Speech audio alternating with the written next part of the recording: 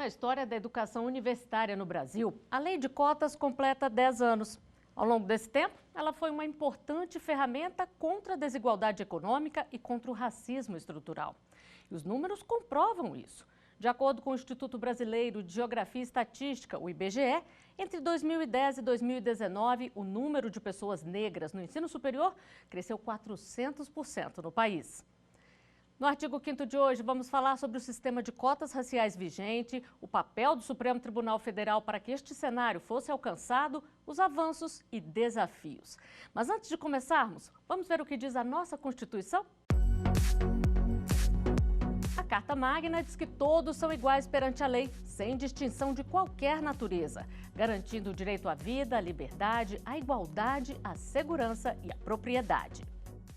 Sobre o tema, eu converso agora com o advogado Samuel Vida, professor e coordenador do programa Direito e Relações Raciais na Universidade Federal da Bahia, uma iniciativa pioneira entre as faculdades de direito do país. E converso também com o advogado público Fernando Nascimento, especialista em direitos humanos e cidadania. Muito obrigada pela participação de vocês no nosso programa. Doutor Samuel, explica pra gente como é que funciona a lei de cotas. A lei de cotas foi adotada como resposta estatal a uma experiência que se desenvolveu desde o ano de 2001, incorporando estudantes por critérios socio-raciais, estudantes por origem econômica, oriundos da escola pública, e estudantes negros, em algumas universidades, também estudantes indígenas. A lei de cotas passa a transformar esse modo de seleção um mecanismo obrigatório para todas as instituições de ensino federais, tanto as universidades quanto as escolas técnicas, as escolas chamadas de IFES, Institutos Federais. E, portanto, passa, desde 2012, a utilizar como critério de ingresso a reserva de vagas para esses segmentos, para esses setores. E como surgiu a ideia dessa lei, doutor Fernando? A política de cotas, tal qual está na Lei 12.711, na verdade, ela é fruto de um contexto muito mais amplo de luta de movimentos sociais, do movimento negro, que vem há décadas denunciando, de certa forma, o racismo estrutural, as desigualdades sociais e raciais, como também propondo políticas públicas de inclusão social. E no âmbito internacional também o Brasil vem assumindo compromissos de combate à discriminação racial. Nesse contexto, também no âmbito das universidades públicas, já há um movimento, já de algum tempo, de intelectuais e professores dentro das próprias universidades, aderindo a um movimento também de inclusão social. Nesse sentido, bem antes da lei de cotas, por exemplo, podemos citar a própria Universidade de Brasília, que foi pioneira nessa política de cotas desde o ano 2000 para 2003 e 2004, quando inicia um programa de cotas no âmbito da graduação da universidade. Bom, então vamos assistir agora a uma reportagem que fala sobre essa trajetória da política de cotas no país. Negros, pardos, índios, pessoas de baixa renda e com deficiência. Para entrar numa universidade pública, esses estudantes podem usar o chamado sistema de cotas, um percentual de vagas oferecidas a essa população que muitas vezes não tem as mesmas oportunidades de outros brasileiros. É óbvio que um país em que mais da metade da sua população é negra e essa população está impedida de acessar o curso superior por contingências históricas várias, é óbvio que esse país tende a não se desenvolver e tende a não se consolidar enquanto um país democrático. A primeira instituição brasileira a se preocupar com isso foi a Universidade Estadual do Rio de Janeiro em 2003. No ano seguinte, foi a vez da Universidade de Brasília. A Aline é da primeira turma de cotistas da UNB. Ela se formou em pedagogia em 2008. Foi a primeira pessoa em 3 gerações da família a fazer um curso superior. Pensando na minha trajetória escolar e familiar, em que até então não existia ninguém que havia cursado sequer o ensino superior, quanto mais uma universidade pública, eu diria que ou eu não teria cursado, ou eu teria demorado muito mais, teria que ter me esforçado 10 vezes mais do que outros estudantes que não são negros ou que não têm a mesma trajetória que a minha. Acho que elas foram, de certa forma, imprescindíveis para garantir não só a minha inserção, como de, né, centenas de milhares de estudantes negros.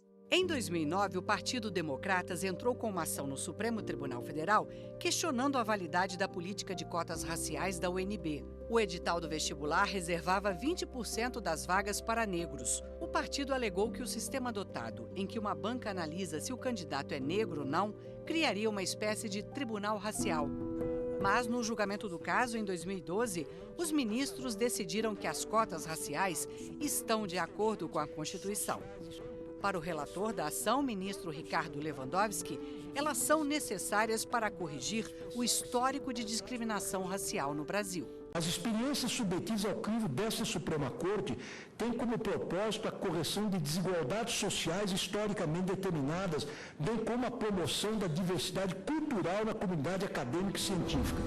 O ministro Joaquim Barbosa, único magistrado negro na história do Supremo, disse que ações afirmativas, como as cotas raciais, visam combater não só manifestações flagrantes de discriminação, mas também a discriminação de fato. Aquela discriminação de fundo cultural, como é a brasileira, arraigada, não é?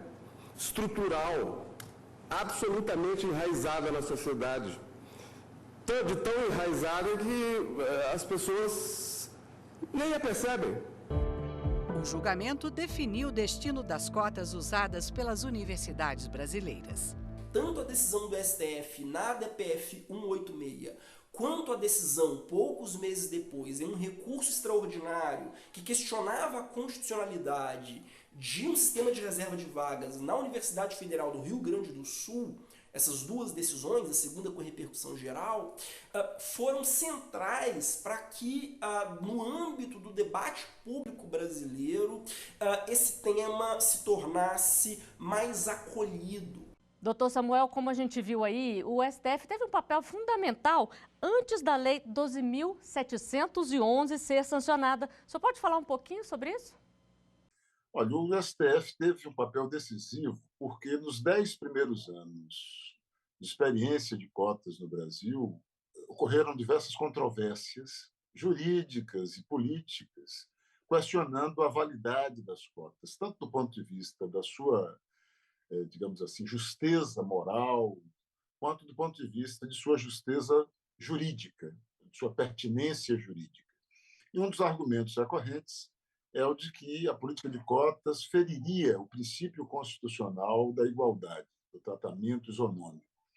Portanto, houve demandas levadas ao judiciário e, no ano de 2012, antes mesmo da aprovação da lei de cotas, o STF pôs termo a esta polêmica, decidindo, pela unanimidade dos seus integrantes, pelo reconhecimento da constitucionalidade da política de cotas raciais. Ou seja, para o STF, essas políticas são perfeitamente compatíveis com a ordem constitucional em vigor. E eu diria mais, elas são uma necessidade para a realização da Constituição, haja vista a previsão constitucional de combate às desigualdades sociais por ações estatais. E o que mudou, doutor Fernando, nesses 10 anos aí de vigência da lei? Olha, muito se avançou, sobretudo a mudança do perfil da população universitária nas universidades públicas. Atualmente, esse percentual já vem se aproximando e muito do que é o percentual de negros e pardos na população brasileira. Pois é, doutor Samuel, eu queria abordar com o senhor justamente isso agora. Esse aumento de pessoas negras nas universidades, que chegou a 400%, se reflete no mercado de trabalho de que forma? Bom, a política de cotas mudou o panorama da universidade brasileira, da universidade pública brasileira, porque assegurou um ingresso expressivo de pessoas que anteriormente não conseguiam ocupar esse espaço. Portanto, muda demograficamente, muda tematicamente, já que essas pessoas trazem consigo novos temas, novos horizontes para a pesquisa, novas demandas para serem respondidas pelo campo educacional. E também impacta o ambiente universitário porque introduz um componente de maior diversidade que gera uma maior produção de conhecimentos. Portanto, em todos os aspectos a universidade ganha. No mercado de trabalho, nós temos ainda a vigência de uma série de outros obstáculos mantidos pelas práticas discriminatórias que fazem com que o reflexo das mudanças ocorridas na universidade, no acesso ao ensino superior, ainda não se verifique plenamente no mercado de trabalho. Por isso mesmo, nós questionamos, no que concerne ao serviço público, a necessidade de políticas de cotas para ingresso no serviço público.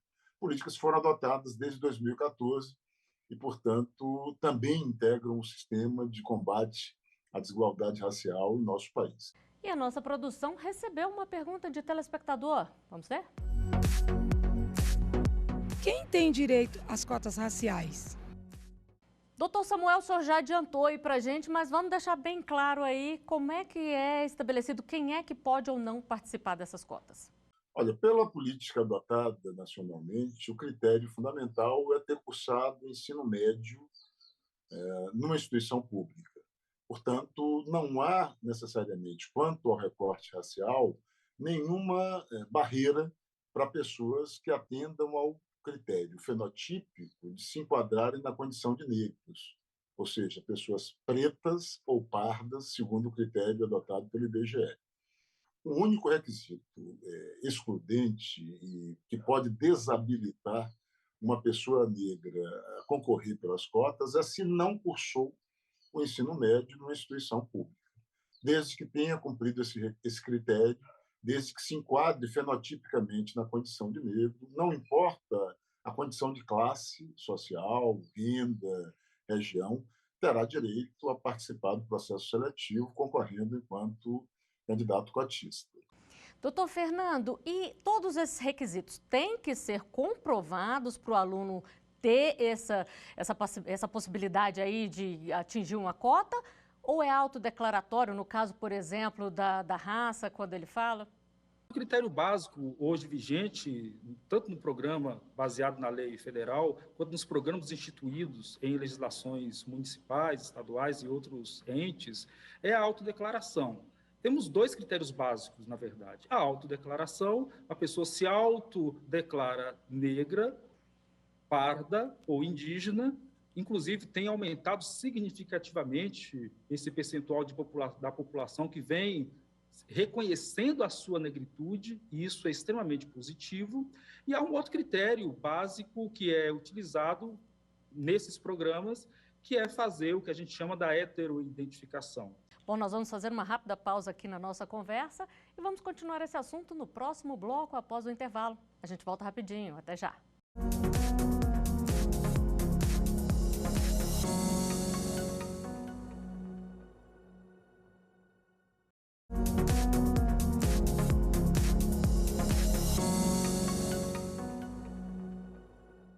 O artigo 5º está de volta, hoje falando sobre o sistema de cotas raciais vigente, o papel do Supremo Tribunal Federal para que esse cenário fosse alcançado, os avanços e desafios.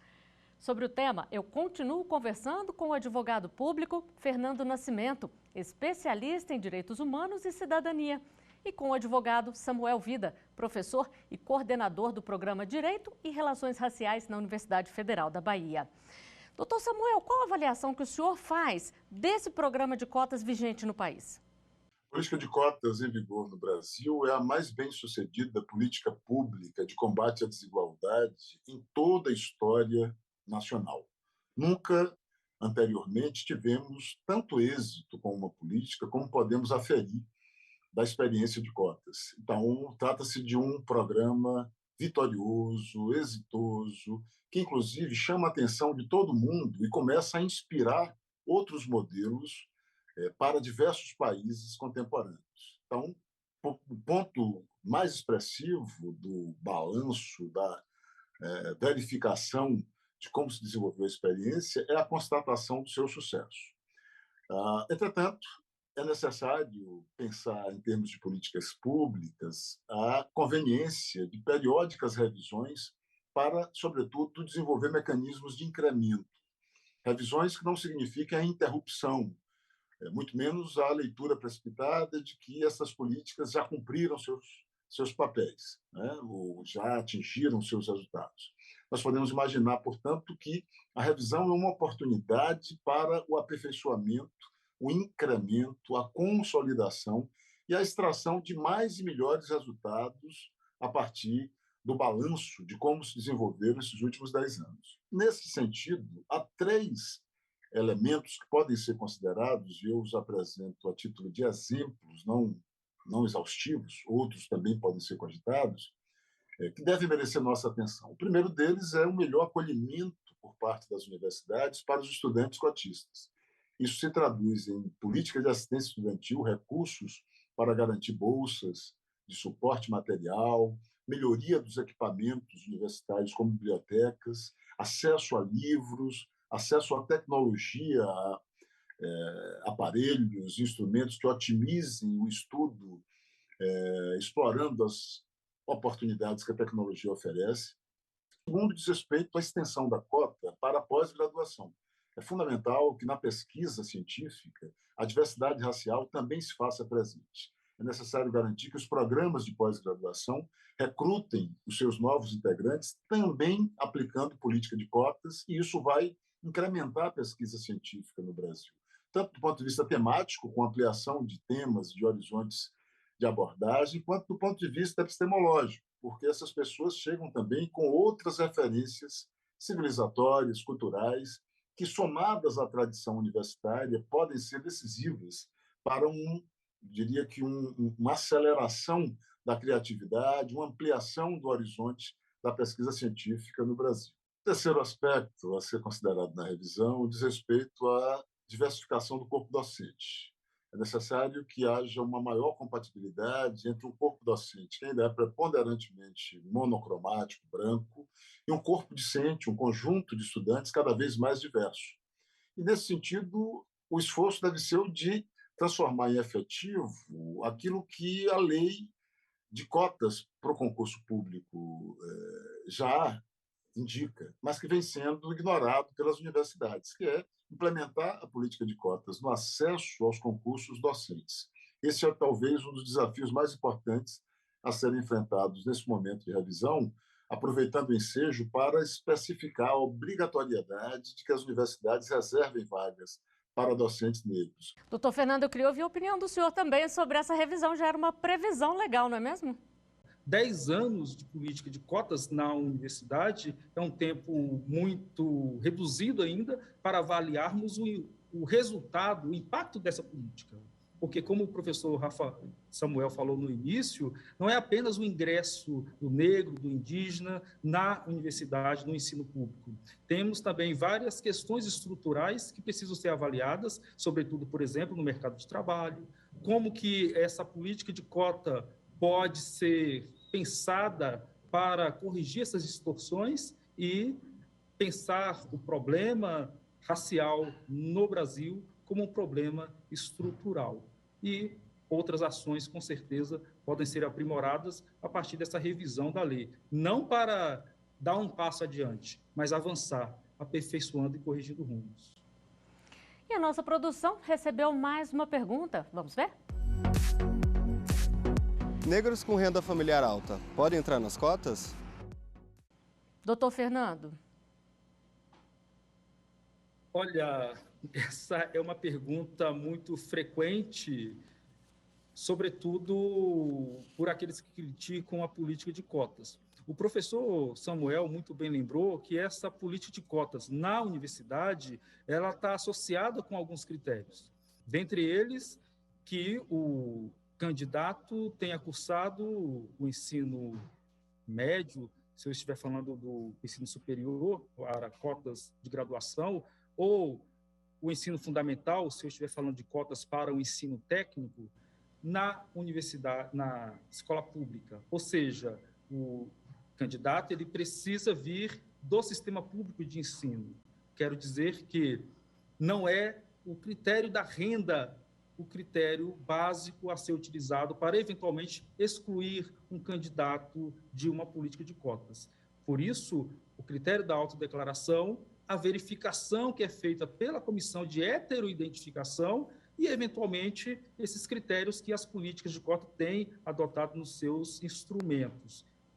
Portanto, não é apenas e tão somente o fato de uma pessoa ter uma renda alta em determinado momento que vai ser o motivo para excluí-la da política de cotas. Agora, é claro que em casos concretos tem que ser avaliado com toda essa complexidade que um sistema de cotas exige. Doutor Samuel, a gente falou aqui no início do programa que o senhor é do comitê da Universidade Federal da Bahia, o Comitê de Direitos e Racial, que é pioneiro na história das faculdades de Direito. Explica para a gente como é que funciona esse comitê. Bom, nós criamos aqui em 2003, em outubro de 2003, portanto há 19 anos, o programa Direito e Relações Raciais. Trata-se de um programa de pesquisa e extensão que discute como o direito e as relações raciais se relacionam, se articulam, como o racismo é um elemento que é mais presente no direito do que a gente pode imaginar.